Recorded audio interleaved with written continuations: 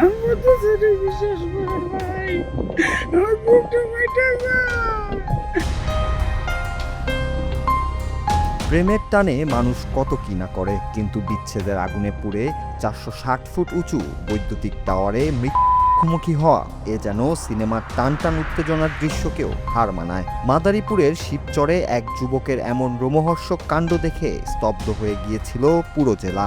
ভালোবাসার মানুষের বিচ্ছেদ সইতে না পেরে আত্মহত্যায় বিভোর এক প্রেমিকের পাগলামি, আর তা ঘিরে শত শত মানুষের রুদ্ধশ্বাস অপেক্ষার গল্প আজ সবার মুখে মুখে। আমি কইছি আমার হাত ধরলে জীবনে ছাড়তে পারবি না। ও ভাই কি ঘটনার মূল নায়ক শিবচর পৌরসভার হাসান শিকদার। প্রেমিকার সাথে বিচ্ছেদ সহ্য করতে না পেরে রবিবার সন্ধ্যায় তিনি বেছে নেন এক ভয়ঙ্কর পথ।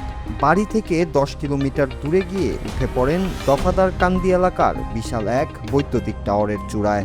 সেখান থেকেই ফেসবুক লাইভ করে দেন চরম আল্টিমেটাম, হয় প্রেমিকার ফিরে আসা, না হয় 460 ফুট ওপর থেকে মরণ ঝাঁপ। মুহূর্তের মধ্যেই সামাজিক মাধ্যমে এই খবর ছড়িয়ে পড়লে এলাকায় শুরু হয় তোলপাড়। আমি সারা জীবন আপনার গোলাম হয়ে থাকবো, আমি সারা জীবন গোলাম হয়ে থাকবো। শুরু হয় জীবন বাঁচানোর এক ম্যারাথন লড়াই।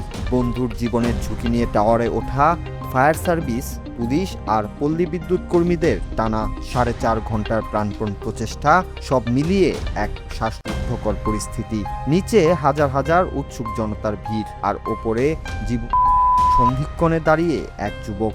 দীর্ঘ আলোচনার পর কৌশলী প্রচেষ্টায় রাত 10:30টার দিকে হাসানকে বুঝিয়ে অক্ষত অবস্থায় নিচে নামিয়ে আনতে সক্ষম হন উদ্ধারকর্মীরা। অন্ধকার রাতে উচ্চতার ভয়কে জয় করে এক মানবিক যুদ্ধ যেন সফল হয়। একটা টাওয়ারের উপরে একজন ভারসাম্য মানসিক রোগীর কথাই বলছে, যে রোগী সেখানে উঠে আছে। পরে আমরা ঘটনাস্থলে সংবাদ পাওয়ার সঙ্গে সঙ্গে আমরা ঘটনাস্থলে আসি।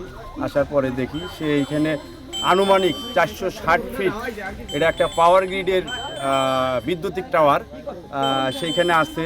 পরে আমরা দীর্ঘ এত সময় তার সঙ্গে ফোনে কথা বলে তাকে অনেক প্রলোভন দিয়ে এক পর্যায়ে আমরা তাকে উদ্ধার করতে সক্ষম হই।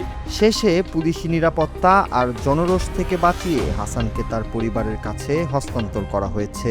তবে এই ঘটনা শুধু উত্তেজনায় সৃষ্টি করেনি, বরং প্রশ্ন তুলে দিয়ে গেছে আবেগের নিয়ন্ত্রণ নিয়ে। একটি সম্পর্কের বিচ্ছেদ কি জীবনের চেয়েও বড়? শিবচরের এই ঘটনা যেন আমাদের মনে করিয়ে দিল, জীবন এক মহামূল্যবান উপহার, যা এক মুহূর্তের হঠকারিতায় হারিয়ে ফেলা কোনো সমাধান হতে পারে না। Bangla TV news desk.